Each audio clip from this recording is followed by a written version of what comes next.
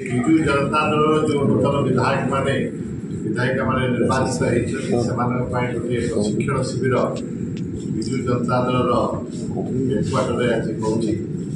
ଅତୀତରେ ଯେତେବେଳେ ବିଜୁ ଜନତା ଦଳ ସରକାର ଥିଲେ 24 ବର୍ଷ ଆମେମାନେ ସବୁବେଳେ ଦଳମତ ନିର୍ବିଶେଷରେ ସମସ୍ତ ନବନିର୍ବାଚିତ ବିଧାୟକ ଏବଂ ବିଧାୟିକାମାନଙ୍କ ପାଇଁ ପ୍ରଶିକ୍ଷଣ ଶିବିର ଆସେମ୍ବଲି ପରିସର ମଧ୍ୟରେ କରୁଥିଲୁ। ସେଇଟା ଥିଲା ଗୋଟିଏ ପ୍ରାକ୍ଟିସ୍ ବା କନଭେନସନ୍ ବିଜୁ ଜନତା ଦଳର, ଯେଉଁଥିରେ ମାନନୀୟ ମୁଖ୍ୟମନ୍ତ୍ରୀ ଏବଂ ମାନନୀୟ ବାଚସ୍ପତି ଆମର ବିଧାନସଭାର ନେତୃତ୍ୱ ନେଇ ନୂତନ ବିଧାୟକ ବିଧାୟିକାମାନଙ୍କର ପ୍ରଶିକ୍ଷଣ ପାଇଁ ତାଙ୍କର ଦାୟିତ୍ୱ ନିର୍ବହନ କରୁଥିଲେ ଏବଂ ଏ ପ୍ରକ୍ରିୟା ବହୁ ବର୍ଷ ହେଲା ଚାଲି ଆସିଥିଲା।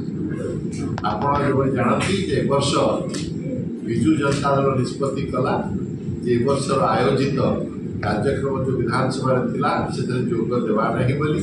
କାହିଁକି ନା ଏଇଟା ଗୋଟିଏ ବିଧାନସଭାର କାର୍ଯ୍ୟକ୍ରମ ନୁହେଁ, ଗୋଟିଏ ଦଳୀୟ କାର୍ଯ୍ୟକ୍ରମ ଭାରତୀୟ ଜନତା ପାର୍ଟି ବୋଲି ଆମକୁ ଜଣାଗଲା, ଯେଉଁଥିରେ ମାନନୀୟ ମୁଖ୍ୟମନ୍ତ୍ରୀଙ୍କର ବକ୍ତୃତାର ସ୍ଥାନ ମଧ୍ୟ ଗୋଟିଏ ସାଧାରଣ ସ୍ଥାନ ଥିଲା ତାଙ୍କ କାର୍ଯ୍ୟକ୍ରମରେ। ଅନ୍ୟାନ୍ୟ କେନ୍ଦ୍ର ନେତୃବୃନ୍ଦ ଆସିଥିଲେ।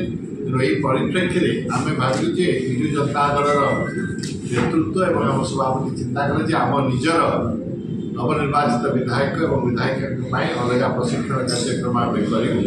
ସେଥିପାଇଁ ଆଜି ପୁରା ଦିନର 10ଟି ଟେକ୍ନିକାଲ ସେସନର ଆୟୋଜନ ଆମେ କରିଛୁ।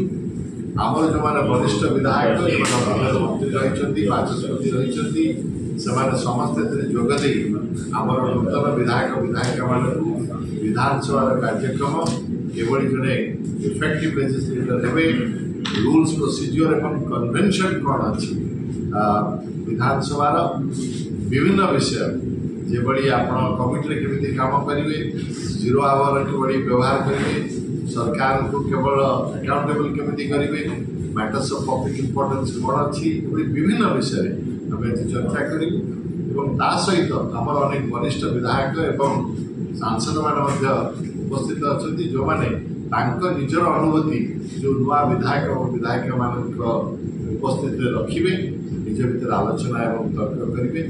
ଆମ ପାର୍ଟିର ସଭାପତି ମାନନୀୟ ଶ୍ରୀଯୁକ୍ତ ନବୀନ ପଟ୍ଟନାୟକ ଆଜି ସକାଳେ ଆସି ଏ କାର୍ଯ୍ୟକ୍ରମକୁ ଉଦ୍ଘାଟନ କରିଛନ୍ତି ଏବଂ ସମସ୍ତଙ୍କୁ ଏ ଅନୁରୋଧ କରିଛନ୍ତି ଯେ ଆମେ ଜନସାଧାରଣଙ୍କର ପ୍ରତିନିଧି ହିସାବରେ ନିଜର ଦାୟିତ୍ୱ ସୁଚାରୁ ଭାବେ ସମ୍ପନ୍ନ କରିବା, ସରକାରଙ୍କୁ ଆକାଉଣ୍ଟେବଲ୍ ରଖିବା, ଓଡ଼ିଶାର ଜନସାଧାରଣଙ୍କର ଯେଉଁ ଭଏସ୍ ଅଛି ତାକୁ ଆସେମ୍ବଲି ମଧ୍ୟରେ ଇଫେକ୍ଟିଭଲି ଉପସ୍ଥାପନ କରିବା। ଆମେ ଯେହେତୁ ଅନେକ ବର୍ଷ ଶାସନରେ ଥିଲେ, ବିରୋଧୀ ଦଳ ହିସାବରେ ଆମର ଏ ଯେଉଁ ରୋଲ୍ଟା ଏଇଟା ନୂତନ, କିନ୍ତୁ ଏ ଯେଭଳି ଆମେ ଭଲ ଶାସନ ଚଳେଇଥିଲୁ ସେଭଳି କିଭଳି ବରିଷ୍ଠ ଏବଂ ଉପଯୁକ୍ତ ବିରୋଧୀ ଦଳ ଭାବେ ଆମେ କାର୍ଯ୍ୟ କରୁ, ସେ ନେଇ ମାନ୍ୟ ସଭାପତି ଶ୍ରୀଯୁକ୍ତ ନବୀନ ପଟ୍ଟନାୟକ ସମସ୍ତଙ୍କୁ ପରାମର୍ଶ ଦେଲେ ଏବଂ ଆମର ଆଶା ଯେ ସମସ୍ତ ନବନିର୍ବାଚିତ ବିଧାୟକ ବିଧାୟିକା ଏଠୁ ଗଲା ପରେ ଆସେମ୍ବଲି ମଧ୍ୟରେ ନିଜର ଯେଉଁ ଦାୟିତ୍ୱ ତାକୁ ସୁଚାରୁ ଭାବେ ସମ୍ପନ୍ନ କରିବେ। ଏ ପରିପ୍ରେକ୍ଷୀରେ ଆମେ ସମସ୍ତଙ୍କୁ ଭାରତୀୟ ସମ୍ବିଧାନର ଗୋଟିଏ କପି, ବିଭିନ୍ନ ପୁସ୍ତକ ଯେଉଁଗୁଡ଼ିକ ଆସେମ୍ବଲିର ରୁଲ୍ସ ପ୍ରୋସିଜିଓର ବିଷୟରେ କହେ ଏବଂ ଆମର ପୂର୍ବତନ ନେତା ଏବଂ ଯାହାକୁ ଆପଣମାନେ ପ୍ରେମ ସ୍ନେହରେ ସମସ୍ତେ ଜାଣନ୍ତି ଶ୍ରୀଯୁକ୍ତ ବିଜୁ ପଟ୍ଟନାୟକ, ତାଙ୍କର ଗୋଟିଏ ଆତ୍ମକାହାଣୀ ବିଷୟରେ ଯେଉଁ କୁହା ହେଇଥିଲା ତାକୁ ମଧ୍ୟ ଦିଆଯାଇଛି। ଏବଂ ଏସବୁ ନେଇ ଆମେ ଚିନ୍ତା କରୁଛୁ ଯେ ଆମର ଦଳର କାର୍ଯ୍ୟକର୍ତ୍ତାମାନେ ବହୁ କଠିନ ପରିଶ୍ରମ କରିଛନ୍ତି ଏ କାର୍ଯ୍ୟକ୍ରମଟିକୁ ଭଲ ଭାବେ ବନ୍ଦୋବସ୍ତ କରିବା ପାଇଁ।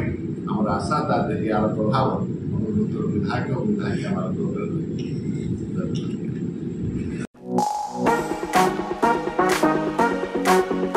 Thank you.